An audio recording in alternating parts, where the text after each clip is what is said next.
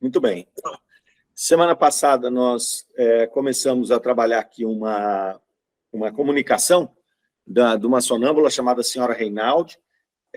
Havia falecido há 1 ano antes da evocação dela, né? Então eles a evocam para tratar das questões do magnetismo. Então ela trabalhava com magnetismo, ela era uma sonâmbula, ela começou a dar aqui para nós as informações. Nós fomos até a pergunta 24, então nós vamos começar a 23, nós vamos começar na 24 aqui agora. Deixa eu compartilhar aqui.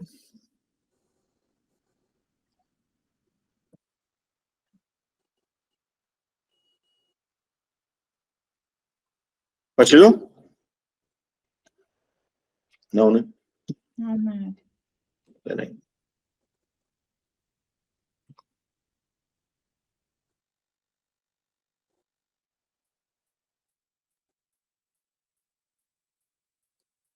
Deu certo, Soraya? Agora deu, Mário. Então, quando quiser. Tá bom o tamanho? Tá bom. Vamos lá. O fluido magnético emana do sistema nervoso ou está espalhado na atmosfera? Aí a resposta, do sistema nervoso. Mas o sistema nervoso o extrai da atmosfera, sua fonte principal. A atmosfera não o possui em si. Eles vêm dos seres que povoam o universo. O nada não o produz. É, ao contrário, um acúmulo de vida e de eletricidade liberada dessa multidão de existências. O fluido nervoso é um fluido próprio ou resultaria da combinação de todos os outros fluidos imponderáveis que penetram nos corpos, tal como o calórico, a luz, a eletricidade? Sim e não. Não conheceis bastante esses fenômenos para falardes assim. Vossos termos não exprimem aquilo que quereis dizer. De onde provém o entorpecimento causado pela ação magnética? Agitação produzida pela sobrecarga do fluido que o magnetizado concentra. O poder magnético do magnetizador depende de sua constituição física? Sim, mas muito do seu caráter, numa palavra de si mesmo. Quais as qualidades morais que no sonâmbulo podem auxiliá-lo a desenvolver a sua faculdade? As boas. Perguntastes as que podem auxiliar. Quais os defeitos que mais o prejudicam? A má-fé. Quais são as qualidades mais essenciais para o magnetizador? As do coração.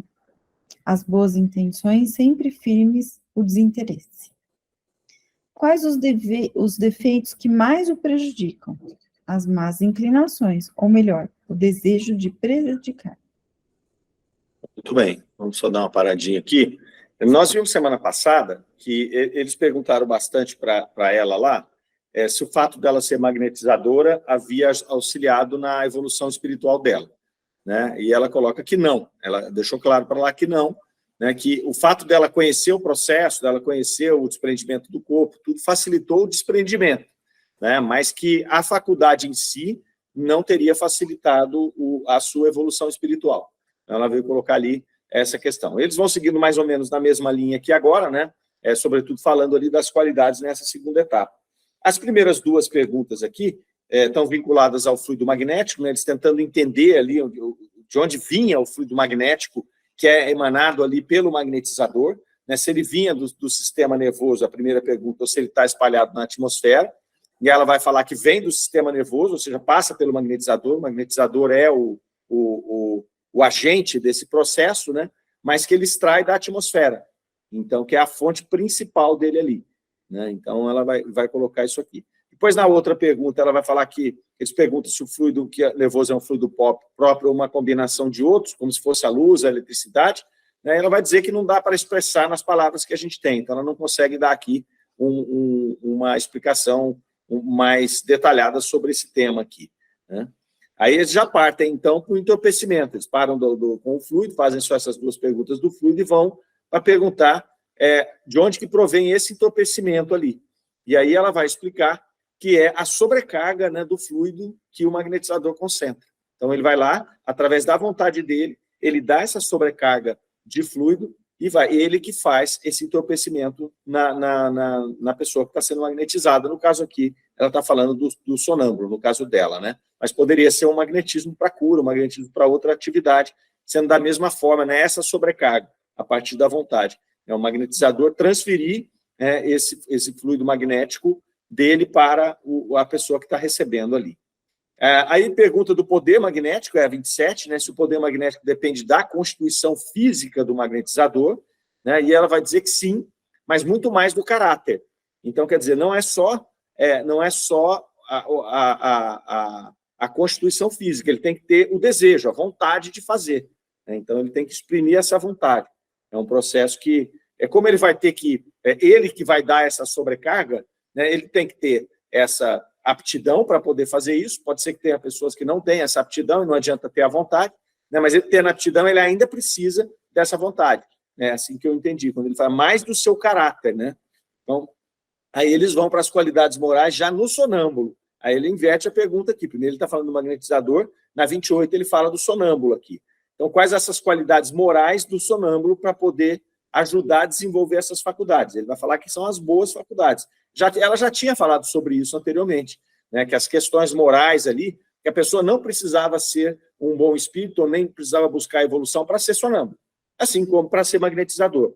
Né, mas para atuar como sonâmbulo de maneira efetiva, aí ela vai falar lá atrás, em alguma das perguntas lá atrás, que aí sim, o desenvolvimento moral do sonâmbulo vai auxiliar, senão ele não vai poder ajudar. Vai até ser um sonâmbulo, mas ele vai faltar essa possibilidade. Então ela vai falar que as boas qualidades ali é que vão auxiliar a desenvolver isso. E a má-fé, ele classifica como o pior dos defeitos ali que prejudica o sonâmbulo. Então, anteriormente, né, no outro artigo que a gente estudou, vocês lembram que era um magnetizador que fazia experiências lá, né, e ele bateu muito nessa questão do sonâmbulo de má-fé, aquele que agia com algum interesse, porque isso atravanca muito esse processo, né, e vai até causar danos aí sérios para o magnetismo, como ele vai falar lá.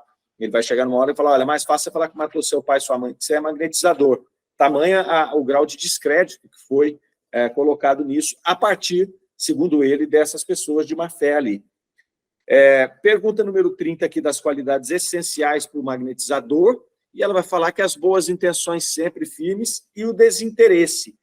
A gente nota que dentro desses fenômenos todos que a gente vem estudando aí, o desinteresse é a chave, né? O desinteresse é a chave do processo. Então, se tem algum interesse por trás, ele já vai dificultar esse processo. Né? Até porque existem outras forças envolvidas aí, forças do plano espiritual, muitas vezes, se é uma comunicação mediúnica, e eles não vão atuar quando há um interesse do lado do médium. Então, foi o que aquele outro pesquisador, lá, aquele outro magnetizador estava dizendo.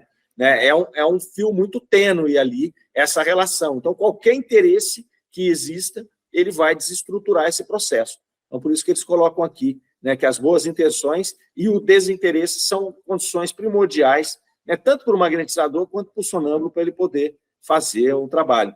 E aí vai perguntar quais os defeitos mais prejudicam, são essas más inclinações ou o desejo de prejudicar mesmo. Então, quer dizer, qualquer tipo de interesse aqui, qualquer tipo de má inclinação vai atrapalhar esse processo. Então, não tem muita novidade, mas esse é o que ela vem nos respondendo aqui até agora. Ok? Vamos continuando, se vocês quiserem falar, só abrir o microfone aí, a gente para, tá? Vamos lá. Quando viva e no estado sonambúlico, vieis os espíritos? Sim.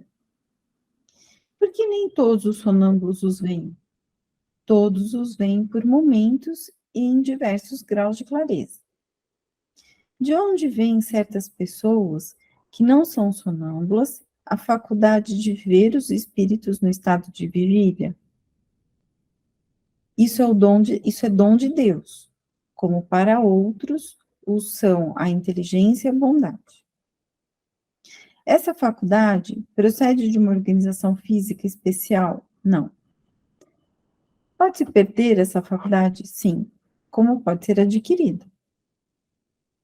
Quais são as causas que podem determinar sua perda? Já o dissemos, as más intenções. Como primeira condição, é necessário que se proponha fazer o bom uso dela, Isso posto, deve-se julgar se tal favor é merecido, porquanto ele não é dado inutilmente. O que prejudica os que a possuem é que ela se mescla quase sempre a essa infeliz paixão humana que tão bem, conheceis, o orgulho. Mesmo quando desejam levar a melhores resultados, vangloriam-se daquilo que não é senão obra de Deus, e muitas vezes querem tirar proveito a Deus. Deixando-nos agora, ireis a que lugar? As minhas ocupações. Poderíeis dizer-nos quais são essas ocupações? Como vós tenho algumas. Primeiro procuro instruir-me, e para isso frequento a sociedade dos que são melhores do que eu, como entretenimento, faço o bem e minha vida se passa na esperança de alcançar uma felicidade maior. Mário, você sobe um pouquinho? Não temos nenhuma necessidade material a satisfazer e, consequentemente, toda a nossa atividade se volta para o nosso progresso moral. Bem, aqui a gente tem uma situação interessante, porque a gente percebe aqui que ela dá algumas respostas incompletas, né? Como se ela não soubesse exatamente como se desenvolve ali, né? Então, a 32 lá, quando ela estava viva, se ela via os espíritos, sim, ela via, normal, né? Porque nem todos os sonâmbulos veem, ela vai falar que todos veem por momentos em diversos graus de clareza, então aí tudo bem, não dá para a gente dizer se todos veem ou não, né?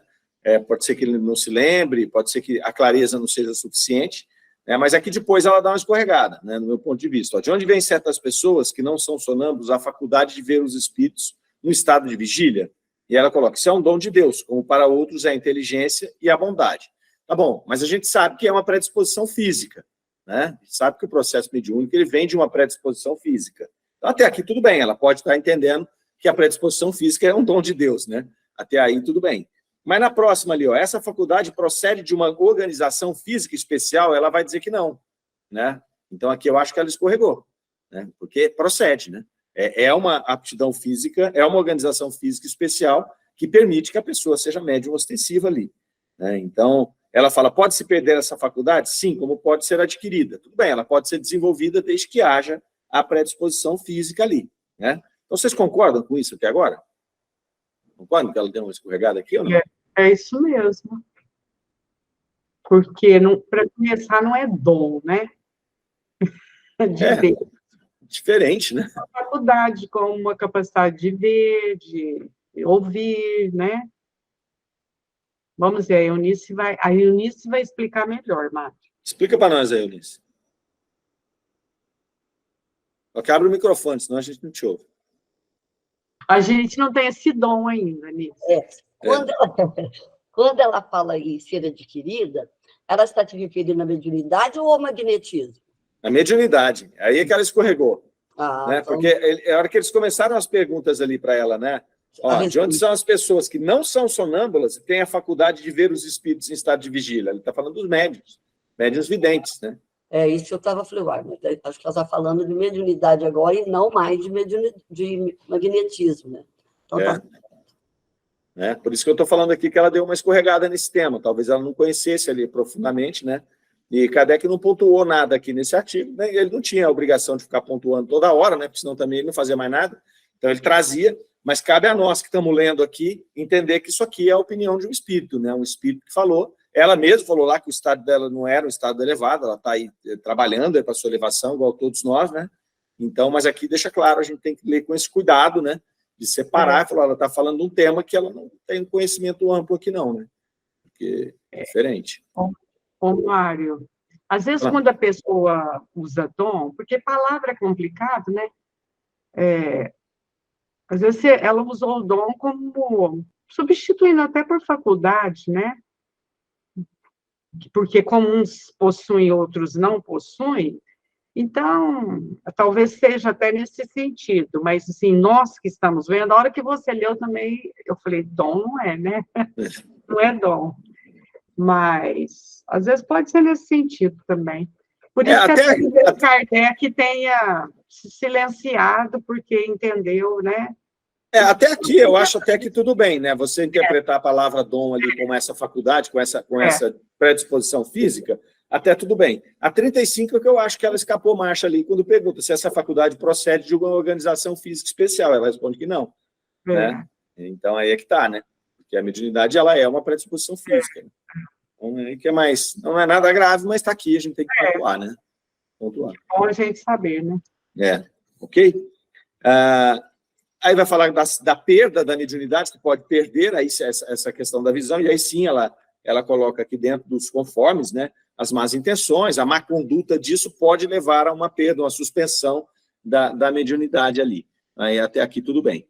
Depois, interessante, quando ela fala que vai embora, né, eles perguntam o que ela vai fazer, ela vai dizer que vai fazer as ocupações dela, perguntam quais são essas ocupações, e aí ela vai dar uma resposta recorrente nos espíritos, né? A primeira que é instruir-se. Isso a gente vê direto, né, os espíritos falando. A grande parte da ocupação na erraticidade é a instrução.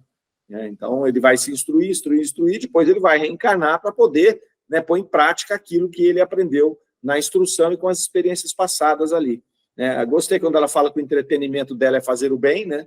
Então, quer dizer, quando eu não estou estudando, meu entretenimento, o que eu gosto de fazer é fazer o bem, sente isso aí. Né? E que passa a vida ali na esperança de alcançar uma felicidade maior. Então, a gente falou na semana passada, né, desse tipo de espírito que já vislumbra, né, um processo, já vislumbra um plano melhor, uma vida melhor, uma felicidade mais plena que aquela que ele está. Né? Até, eu não sei se foi aqui ou se foi no programa de sábado, eu misturo os dois, mas eu estava falando sobre isso. O espírito foi perguntado se era feliz ou não, e aí ele disse que não era plenamente feliz. Né? E aí, durante a entrevista, eles voltam a essa pergunta, falam, mas você está aqui relatando que você é muito mais feliz do que era quando encarnado. Ele fala, sim, mas eu não sou... eu vejo a felicidade de uma maneira muito melhor do que a que eu estou. Então, isso causa uma certa angústia, causa uma certa perturbação no espírito, né? Porque ele já tem essa noção dessa felicidade maior aqui. E essa sonâmbula, ela traz isso aqui de alguma maneira. Né? Então, ela está lá estudando, está trabalhando, está fazendo o bem como entretenimento, né? E a esperança dela é de alcançar essa felicidade maior ali. Essa felicidade maior. Ela vai falar que como não tem mais nenhuma necessidade material para satisfazer, ou seja, não tem que trabalhar para satisfazer necessidades materiais ali, essas coisas que a gente tem que fazer encarnado, toda a atividade dela se volta para o progresso moral. Então, percebe que é um espírito que está esclarecido. Se não está ainda muito evoluído, ele está esclarecido no processo, do que ele tem que fazer para poder evoluir. Ela dá uma resposta bonita, né, Mário? Oi? Ela dá uma resposta bonita aí. Bonita, eu gostei. Achei muito bacana. É muito bacana. E esse vislumbre, né, é interessante. Você falar, não conseguiu, mas só o fato da gente entender onde é que está o objetivo já facilita muito a jornada, né? Facilita muito a busca, facilita a caminhada, né? Porque muitas vezes, dependendo do grau evolutivo do espírito, muito animalizado ainda, né, muito materializado, ele vai desencarnar, ele vai passar o processo do desencarne dele todo em perturbação, ele não vai nem ter condição de ter essa clareza de perceber. Né? Apesar de que muitos espíritos em graus profundos de perturbação, também falam que se incomodam muito ao perceberem a felicidade dos outros, né, dos espíritos superiores, porque são misturados ali, ele está vendo, né, mesmo que à distância, e ele percebe, ele deve sentir, né, imagino eu, a serenidade, a paz, a tranquilidade daquele espírito superior, e ele fica enfurecido com aquilo, né, mais angustiado ainda com aquilo. Aqui o sentimento é diferente, aqui eu estou vendo, né, que existe uma felicidade maior e que eu preciso caminhar para lá. Então, é isso que traz esse grau de angústia. Mas eu gostei também, achei bem bonito esse finalzinho aqui, achei bem bacana. Bom, prosseguindo aqui, nós vamos entrar agora num artigo longo, né, um artigo bem kardeciano aqui, que ele vai falar da introdução ao estudo dos fluidos espirituais. Então, ele vai fazer toda uma introdução, né, falando das questões materiais, para depois partir para as questões do fluido espiritual mesmo. É um texto bem com a cara de Kardec aqui. Então, vamos lá.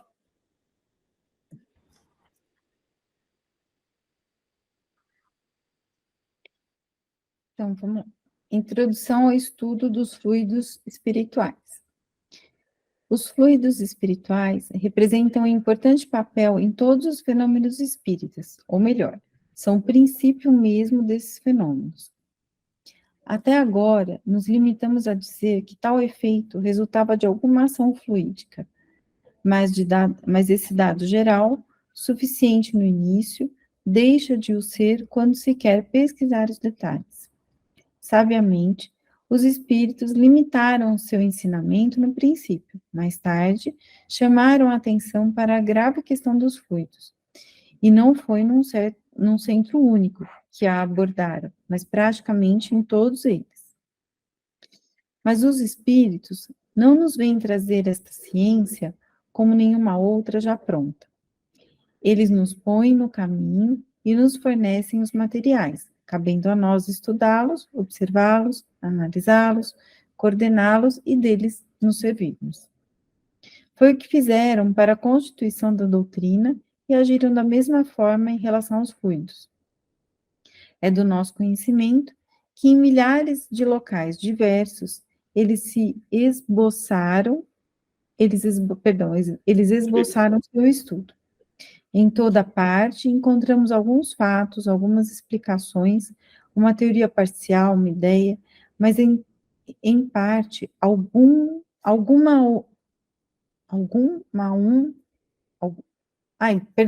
mas em parte alguma, um trabalho completo de conjunto.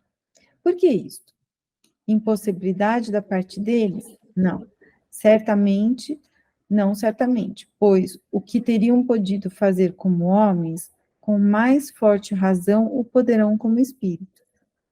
Mas, como dissemos, é porque eles não vêm de modo algum nos libertar do trabalho da inteligência, sem o qual nossas forças, ficando inativas, se estiolariam. Acharíamos mais cômodo que eles trabalhassem por nós. Assim, o trabalho foi deixado ao homem, mas sendo limitados a sua inteligência, a sua vida e o seu tempo. A nenhum é dado elaborar tudo o que é necessário para a constituição de uma ciência. Eis porque não há uma só que seja, em todas as suas peças, obra de um só homem. Nenhuma descoberta que o seu primeiro inventor tenha levado à perfeição. A cada edifício intelectual, vários homens e várias gerações trouxeram seu contingente de pesquisas e de observações. Dá-se o mesmo com a questão que nos ocupa, cujas diversas partes foram tratadas separadamente, depois coligidas num corpo metódico, quando puderam ser reunidos materiais suficientes. Esta parte da ciência espírita mostra desde já que não é uma concepção sistemática individual de um homem ou de um espírito, mas o produto de múltiplas observações, que tiram sua autoridade da concordância existente entre elas. Pelo motivo que acabamos de exprimir, não poderíamos pretender que esta seja a última palavra. Como temos dito, os espíritos graduam seus ensinos e os proporcionam à soma e à maturidade das ideias adquiridas. Assim, não se poderia duvidar que mais tarde eles pusessem novas observações no caminho, mas desde já há elementos suficientes para formar um corpo que posteriormente, de modo gradual, será completado. O encadeamento dos fatos nos obriga a tomar nosso ponto de partida de mais alto, a fim de proceder do conhecido para o desconhecido. Muito bem. Olha que introdução bacana que Kardec faz aqui, né? Eu falei que esse texto aqui é bem kardeciano mesmo, né? Ele vai trazendo todo o rigor, né? O rigor de apresentação que ele tinha, né? Então, pedagógico, né? O rigor pedagógico que ele tinha, essa é a palavra, né? Ele começa ali falando, né, que os fluidos espirituais representam um importante papel dos fenômenos espíritas e que são o princípio, na verdade, desses fenômenos, né? Então, antes que no começo ali era um dado geral que se tinha, que tudo ali era feito através de uma ação fluídica, isso foi suficiente no início, mas a partir do momento que isso foi, que a ciência espírita foi se ramificando, que ela foi descendo ali nos detalhes, essa informação já passou a precisar também de um detalhamento ali. Ele vai colocar que os espíritos, inicialmente, eles só colocaram que havia uma ação fluídica, mas eles não detalharam essa questão dos fluidos espirituais aí. E que depois eles foram homeopaticamente trazendo essas informações. Então, é muito interessante aqui, né? Porque a espiritualidade vai levantando esse véu de maneira lenta, né? Não adianta chegar e tacar tudo, porque nem Kardec não teria condição de ter assimilado isso aí tudo. Era uma coisa muito diferente. Então, teve que vir construindo, né, esses pensamentos, construindo esses conhecimentos, essa base, para depois dar o próximo passo ali. Hoje eu estou preparando uma palestra agora para o mês de Kardec, eu vou fazer semana que vem, qualquer dia desse eu vou brotar lá no Luz e Amor para fazer também, né, sobre Kardec na visão dos espíritos, e aí eu estava vendo algumas evocações de Kardec lá de 1855, antes dele lançar o Livro dos Espíritos, as primeiras, e tem uma que ele fala no meio dela, ele está falando com o espírito, a respeito do espírito de verdade, e aí ele coloca assim: observe o quanto nós éramos iniciantes no assunto através dessas perguntas. Então, ele mesmo, depois, ele sabe, olha que pergunta que a gente fazia lá atrás. Mas é inevitável, né? Não tem jeito, a gente tem que fazer as perguntas simples, de maneira simples, quando você não conhece, depois você vai elaborando o processo. Aqui ele está dizendo que é a mesma coisa, né? Então, a espiritualidade vai trazendo isso em doses que a gente consegue assimilar ali. Então, ele fala que limitou o seu ensinamento no início ali, no princípio, para um centro único, e depois começou a fazer as outras informações adicionais ali, né? Faz uma ressalva que o espírito, de qualquer forma, não vai trazer essa ciência pronta, né, nem de modo homeopático, ele não vai trazer pronta, ele vai trazendo as intuições, trazendo os fragmentos, e é necessário que o ser humano trabalhe, né, vai trabalhar, vai construir isso aí a partir da análise, da coordenação, do estudo, como Kardec fez. Então, tem toda uma metodologia, mas em qualquer frente os espíritos não vão trazer nenhuma ciência pronta para cá. E vai falar, é a mesma coisa dos fluidos. Eles vão trazendo várias informações ali, e aí ele pontua que essas informações começaram a chegar de diversos centros ao mesmo tempo. Essa é outra característica interessante daquele momento, né? Quando uma situação estava pronta para ser trazida, ela começava a brotar de diversos centros, diversos médiuns ali, que muitos não sabiam nem que estava estudando isso, mas começava a chegar informações relevantes ali, né, trazendo algumas explicações, alguns fatos, algumas teorias parciais ali, alguma ideia, né, mas ele volta a frisar, em nenhum momento veio um trabalho completo, ninguém fez esse trabalho completo, né? Então, essas intuições, elas vêm de modo parcial, as informações parciais, para que eles pudessem fazer isso, né? E aí ele vai informar, mas isso aí é uma impossibilidade dos espíritos? E ele vai falar, não, certamente que não é, né, porque os espíritos, como eles já conhecem o processo, eles poderiam trazer pronto para cá, né, mas não é assim que funciona a evolução humana, não é assim que funciona, né? Nós vamos ali trabalhando, construindo esses conhecimentos, captando essas intuições, mas o trabalho é nosso, o trabalho ele é humano aqui, né? Não tem jeito, eles não vêm de modo algum nos libertar desse trabalho de inteligência. Esse trabalho de inteligência faz parte do processo de evolução individual e da evolução da civilização. Então, se eles trouxessem pronto, eles tiram de nós a condição da construção disso, e é a construção, muitas vezes, que faz com que a gente aprenda, né, muitas vezes errando ali, fazendo aquilo.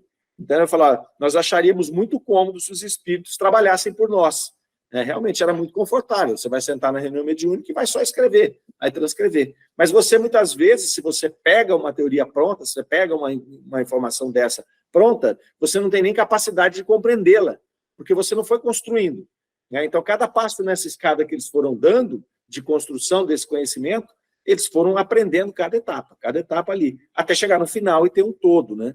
Então, ele falou, todo o trabalho foi deixado ao homem ali, que, limitado pela sua inteligência e pelos seus afazeres, leva um tempo maior do que se poderia se tivesse todo mundo à disposição para fazer isso, né? Mas ele vai dizer que é, de fato, assim mesmo que a ciência funciona, né? E ele acrescenta mais um item aqui nessa informação dele, falando que a ciência, além dela funcionar conforme a nossa limitação de inteligência temporal ali e daquilo que a gente tem que fazer, outros afazeres, né? Muitas vezes a gente, como coletividade, não tem condição de se dedicar a isso tudo, a ciência nunca é obra de um homem só. Então, achei bastante interessante isso também. Se a gente for olhar todas as descobertas científicas, como ele fala aqui, dificilmente uma pessoa começa, até pode fazer uma grande descoberta, mas ele usou pesquisas, experimentos de várias outras pessoas, de vários outros grupos, para poder chegar naquele ponto ali, né? Então, ninguém trabalhou sozinho. porque é assim que funciona o processo, né? A lei de progresso, ela funciona desse jeito. Então, a gente vai evoluindo, cada um em uma área, cada um em uma frente, cada grupo faz um trabalho de cá, e a soma disso tudo é que vai fazer as grandes mudanças, as grandes revoluções ali dentro da ciência, dentro da tecnologia, elas são obras coletivas, por mais que muitas vezes as pessoas querem pegar o crédito só para si, mas, na verdade, ela usou, né, no caso de tecnologia, por exemplo, quando você tem uma grande descoberta, normalmente essa pessoa usou várias outras tecnologias para poder descobrir aquela que ele está lançando. Né? Então, quer dizer, não é um trabalho só dele. Se não fosse essas outras tecnologias, ele teria que ter descoberto essas tecnologias, colocado em prática para depois fazer a tecnologia dele. Então, com a ciência é assim. Então, ele fala que cada edifício intelectual aqui, né, gostei dessa frase, cada edifício intelectual é destinado a vários homens e até várias gerações que trouxeram os seus contingentes de pesquisas e observações. Então, é um conjunto. Né? E dentro da questão do plano espiritual, trazendo para cá a ciência espírita, não podia ser diferente. Não dá para trazer de uma vez e falar, toma, aqui está tudo pronto. Né? Até porque ninguém deixou nada pronto. Kardec teve que um espírito como Kardec para poder pegar e construir isso que estava todo fragmentado. Né? Então, ele vem trazer essas informações a título de introdução aqui. Né? Ele, então, fala que essas questões dos fluidos espirituais aqui, diversas vezes elas foram tratadas de modo separado, né, fragmentadas, e depois é que elas foram se confundindo, foram se fundindo, na verdade, para formar esse corpo metódico aqui, né, quando já tinha material suficiente ali. Então, ele reforça aqui que a ciência espírita ela não é uma concepção sistemática individual. Então, em nenhum momento recebeu-se um sistema pronto e muito menos veio para uma pessoa só. As informações elas vinham de diversas fontes e cabia um espírito preparado como Kardec unificar isso e colocar essa metodologia em prática, né? Fazer construir esse sistema, mas não é um sistema individual, não é algo como você muitas vezes vê alguns espíritos chegando e trazendo uma teoria pronta, completa, né? Inclusive dizendo que ela é a correta. Né, isso aí tem que olhar com muito cuidado, porque Kardec alertou que esses seriam os espíritos de sistema, aquele espírito que já traz uma coisa pronta. Muitas das vezes são pseudo-sábios, né, ou são espíritos realmente brincalhões aí que estão tentando confundir muitas vezes. Né? Então, vira e mexe, a gente pega alguém trazendo uma coisa nova aí que chegou pronto do plano espiritual. Então tem que olhar aqui como é que foi construída a base lá, não é assim que funciona. Né? Então, ele fecha aqui essa primeira introdução colocando lá, ó, outra coisa importante, ó, pelo motivo que acabamos de exprimir, que as coisas vão chegando conforme o nosso amadurecimento, né, não poderíamos pretender que essa seja a última palavra. Então, isso é muito interessante também na aula de Kardec. Por mais que tenha uma teoria robusta, tudo aquilo ali, ele sabe que não é a última palavra. Tanto que ele começa esse artigo aqui falando que no começo as informações que eles tinham eram suficientes, elas davam conta de todos os problemas que eles estavam envolvidos. À medida que eles começaram a alargar os problemas, essa teoria que estava ali não dava conta mais. Como tudo na humanidade, né? Começa a fazer descobertas novas e você fala, agora eu preciso de novas teorias para poder amparar essas descobertas aqui. Então, assim foi com a teoria da relatividade, assim está sendo agora com a física quântica, né? Então, faz-se às vezes experimentos, apresentam-se situações que nós não temos teoria para mostrar isso ainda. Né? Não tem teoria, às vezes não tem nem equipamento para medir, não tem fórmula para fazer, então os cientistas vão trabalhar nesse corpo teórico aqui. É o que ele vem colocar, e vai dizer que isso até hoje não está pronto, não dá para dizer que é a última palavra ali. Né? Até porque ele volta a reforçar que os espíritos vão graduando os seus ensinos aqui, né? E proporcionam a soma e a maturidade das ideias adquiridas. Então, a gente adquire um conjunto de ideias, monta um pedaço, amadurece aquilo, está pronto, já interiorizamos aquilo, está todo mundo na mesma página? Tá, então agora traz informações novas para poder dar o próximo passo aqui, nessa soma da maturidade das ideias aqui. Então, ele vai falar que desde já, que, onde estava aqui nesse momento, né, e tinha elementos suficientes já para mostrar um corpo, né, que posteriormente, de modo gradual, será completado. Então, a gente tem hoje, quando a gente coloca esses complementos, né, trazidos pelos espíritos contemporâneos aqui, né, guardadas todos os cuidados que Kardec tinha, eles são complementos, né? Então, são complementos. Muitas vezes a pessoa fala, não, tem que fechar em Kardec e o que vem de fora não abrir possibilidade nenhuma. Se Kardec tivesse vivo, ele não atuaria assim. Ele estaria ouvindo o que todos os espíritos estão falando e estaria compondo, estaria complementando, como ele deixa claro aqui, né? Uma coisa mais complicada é quando vem algum espírito ou alguns espíritos e trazem coisas que colidem, que conflitam com o corpo doutrinário. Aí já é bem mais complicado, porque aí nós vamos ter que colocar em xeque os espíritos que trouxeram isso na época de Kardec, né, esses espíritos extremamente preparados para fazer esse trabalho, e até a capacidade de Kardec metodológica. Né? Então, aí, não que seja escrito em pedra, mas o cuidado é muito maior. Então, um complemento tem que ser tratado com muito rigor, mas ele apresenta menos perigo de algo que confronta a algum conceito doutrinário, alguma condição doutrinária posta por Kardec ali nas obras dele. Né? Então, essa foi a primeira parte da introdução aqui. Algum comentário? Tranquilo, né? Vamos lá. É muito interessante, né, Mário? E assim, que muitos espíritas, né, não estudam, não sei, aí começa a achar que tudo que porque o espírito X falou aquilo, porque falou aquilo, já quer mudar a teoria. Eu fico preocupada com isso, viu? Não tem aquele espírito que o Kardec nos apresentou e nos ensinou, né? Que é o do olhar atento, cuidadoso e, ao mesmo tempo, de caminhar com a ciência. Complicado isso, né? Hoje a gente vê alguns movimentos aí falando de atualização de Kardec, né? Isso aí dá medo, dá um frio na espinha, né? Atualizar Kardec é complicado, né? Porque quem teria condição de fazer uma atualização de Kardec, né? Você tem que conhecer a obra de Kardec profundamente para falar que vai atualizar, né?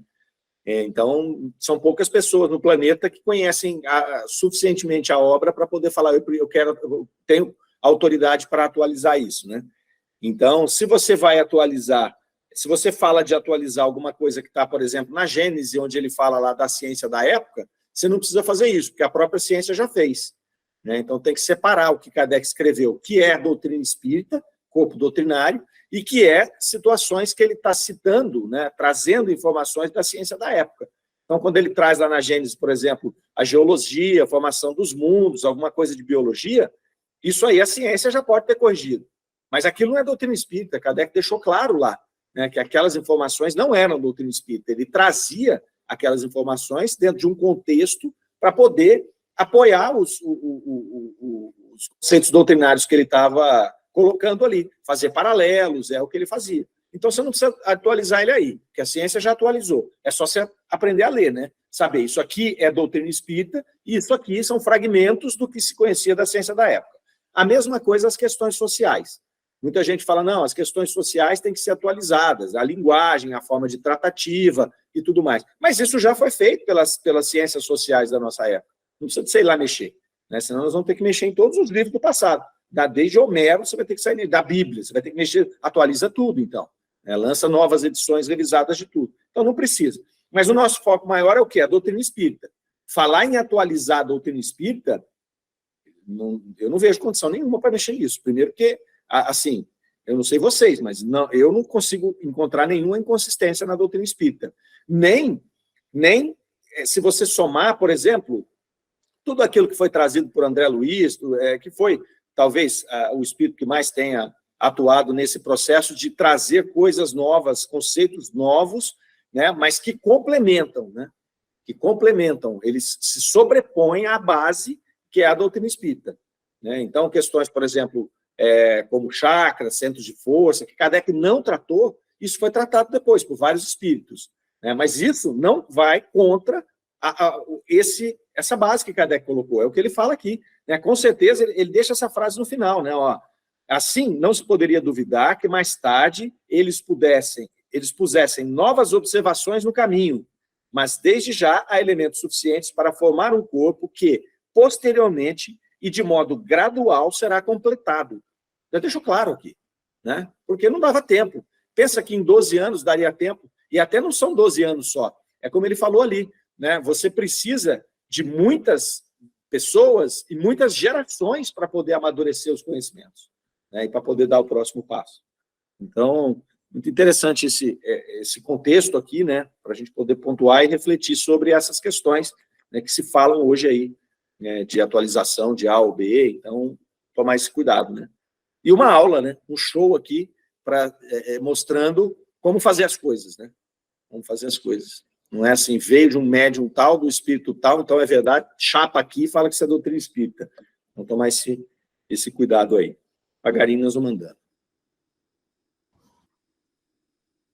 Agora o item 2, esse foi o item 1. Então, vamos lá. Tudo se liga na obra da criação. Outrora se consideravam os 3 reinos como inteiramente independentes entre si, e teriam rido de quem pretendesse encontrar uma correlação entre o mineral e o vegetal. Mário, você sobe um pouquinho. Entre o vegetal e o animal. Uma observação atenta fez desaparecer a solução de continuidade, provando que todos os corpos formam uma cadeia ininterrupta, de tal sorte que os 3 reinos não substituem, na realidade, senão pelos caracteres gerais mais marcantes, mas nos limites respectivos eles se confundem, a ponto de se hesitar em saber onde termina um e começa o outro, e em qual deles certos seres devem ser colocados. Tais são, por exemplo, os zoófitos ou animais-plantas, assim chamados porque contêm ao mesmo tempo elementos do animal e da planta. Mário, você quer subir um pouquinho? Obrigada. Acontece a mesma coisa no que concerne à composição dos corpos. Durante muito tempo, os quatro elementos serviram de base às ciências naturais. Caíram diante de descobertas da química moderna, que reconheceu um número indeterminado de corpos simples. A química nos mostra todos os corpos da natureza formados desses elementos combinados em diversas proporções. É da infinita variedade dessas combinações que nascem as inúmeras propriedades dos diferentes corpos. É assim, por exemplo, que uma molécula de gás oxigênio e 2 da de gás hidrogênio, combinadas, formam a água. Na sua transformação em água, o oxigênio e o hidrogênio perdem suas qualidades próprias. Propriamente falando, não há mais oxigênio nem hidrogênio, mas água. Mário, você sobe um pouquinho, por favor? Decompondo a água, acho que comeu uma palavra, decompondo a água, encontram-se novamente os 2 gases nas mesmas proporções. Se em vez de uma molécula de oxigênio houver 2, isto é, 2 de cada gás, não será mais água, mas um líquido muito corrosivo.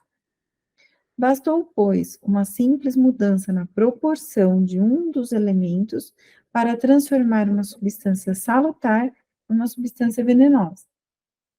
Por uma operação inversa, se os elementos de uma substância deletéria, o arsênico, por exemplo, forem simplesmente combinados em outras proporções, sem adição ou supressão de nenhuma outra substância, ela se tornará inofensiva ou mesmo salutar. A mais, várias moléculas reunidas de um mesmo elemento gozarão de propriedades diferentes conforme o modo de agregação e as condições do meio em que se encontram. O ozônio, recentemente descoberto no ar atmosférico, é um exemplo. Reconheceu-se que essa substância mais não é que o oxigênio, um dos principais constituintes do ar, num estado particular que lhe dá propriedades distintas do oxigênio propriamente dito. O ar não deixa de ser formado por oxigênio e azoto, mas suas qualidades variam conforme contém a maior ou menor quantidade de oxigênio no estado de ozônio. Estas observações, que parecem estranhas ao nosso assunto, não obstante a ele se ligam de maneira direta. Como se verá mais tarde, elas são, além disso, essenciais como pontos de comparação. Bem, então aqui ele já está deixando claro aqui para nós, nesse final aqui, né, que pode parecer estranho eu estar divagando nisso aqui, né, mas elas se ligam primeiramente de maneira direta ali, né, elas ligam-se de maneira direta e vão ser pontos de comparação com aquilo que ele vai querer trazer na hora que ele for falar dos fluidos espirituais, né? Então, ele está preparando o terreno aqui para poder falar. Então, ele está trazendo aqui todos esses elementos, todas essas informações que vão ser usadas lá na hora que ele for falar do fluido espiritual, diretamente, porque elas vão estar ligadas ali a essa variação de elementos que compõem todos os elementos da natureza, e também vão servir de pontos de comparação na hora que ele for explicar ali. Ele começa aqui, nesse trecho, nesse segundo item, falando que tudo se liga na natureza, né? E aí ele começa, antigamente, a gente achava que os 3 reinos eram independentes, que não tinha relação entre eles, né? Então, alguém iam rir se alguém falasse que tem uma relação entre o mineral e o vegetal, entre o vegetal e o animal. E aí ele vai falar, hoje, nós já percebemos, os estudos já mostraram, né? Então já se avançou, já amadureceu a ideia, e já se percebe essa correlação entre tudo, essa ligação entre tudo ali, entre o vegetal e o animal, entre o mineral e o vegetal. Então, ele vai mostrar que todos esses corpos formam essa cadeia ininterrupta e que tudo está integrado. E que, em alguns limites, esses elementos eles se confundem, né? Então, você não consegue saber onde começa um, onde termina o outro. Então, ele vai falar aqui dos zoófitos, né, que são os animais plantas. Então, tem alguns animais que já estão...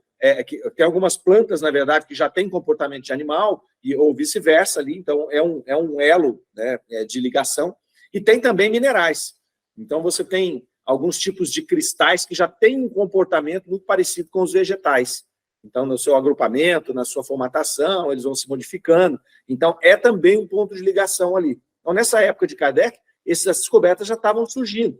Então, foi interessante, porque ele pôde perceber, tinha 50 e poucos anos, era um grande estudioso das questões de ciência natural, então ele viu esse processo, de quando lá era inadmissível, e as descobertas mostrando, né, um período muito fértil de descobertas, mostrando que não é bem assim, né, que, na verdade, é que a gente não conhece, por não conhecer, limita, né? Então, ele vai falar ali a respeito disso. Vai falar da mesma coisa que se concerne na composição dos corpos, que antes, lá durante muito tempo, só tinham 4 elementos que serviam de base para as ciências naturais ali. Então, era a água, o fogo e a terra, esses 4 elementos, né? E hoje um número indeterminado de corpos simples. Então, à medida que a química foi atuando, desvendando esses corpos, foi descobrindo, né? Então, a própria água ele vai colocar aqui, né? Que a água, ela, na verdade, são 2 moléculas de hidrogênio e uma de oxigênio.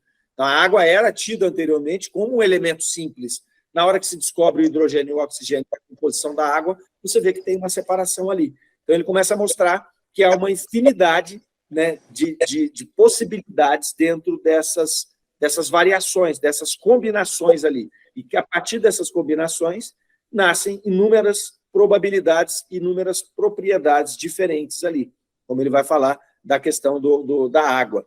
E aí ele vai falar, se você acrescentar, então, água são 2 moléculas de hidrogênio e uma de oxigênio. Ele vai colocar, se você pega e acrescenta mais uma de hidrogênio, você, além de não ter mais água, vai ter um ácido, um material corrosivo, né, que é o perióxido de hidrogênio, né? Não sabia disso não, gente, eu não lembrava mais disso.